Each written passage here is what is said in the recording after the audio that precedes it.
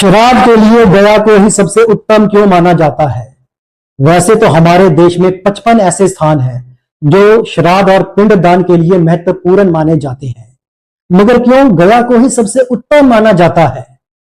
गया हमारे ही देश के एक राज्य बिहार की राजधानी पटना से 100 किलोमीटर दूर पड़ता है।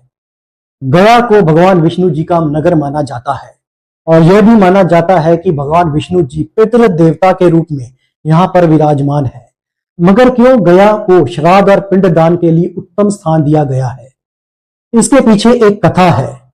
पुराण काल में एक राक्षस हुआ करता था जिसका नाम था भस्मासुर। उसका ही एक वंशक था जिसका नाम था गयासुर। उसने कठोर आराधना और भक्ति करके भगवान विष्णु जी को प्रसन्न कर लिया और वरदान मांगा कि उसका शरीर देवताओं जैसा पवित्र बन जाए और जो कोई भी उसके पवित्र शरीर के दर्शन करेगा वो पाप मुक्त हो जाएगा। सभी पाप करते और गयासुर के दर्शन करके पाप मुक्त हो जाते। इस शक्ति का दुष्प्रयोग होने लगा, प्राकृतिक नियम बिगड़ने लगा, स्वर्ग लोक में भी पापियों की संख्या बढ़ने लगी।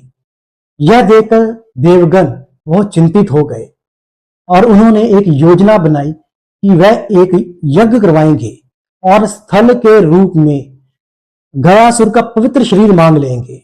अपना पवित्र शरीर देने के लिए गयासुर भी तैयार हो गया। जब यज्ञ शुरू हुआ तो सभी देवगण स्थल के ऊपर विराजमान हो गए। तभी स्थल कई कोस तक बढ़ गया और जहां तक स्थल फैला उसे हम आज गया शहर के नाम से जानते हैं।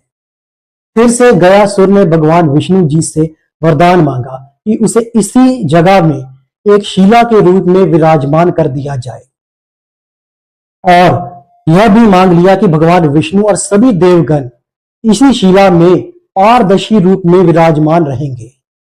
तभी भगवान विष्णु जी ने यह भी वरदान दिया कि जो कोई भी गया में आकर अपने पूर्वजों का पिंड दान और श्राद्ध करेगा उनके पूर्वजों को पीड़ा से मुक्ति और मोक्ष प्रदान होगा।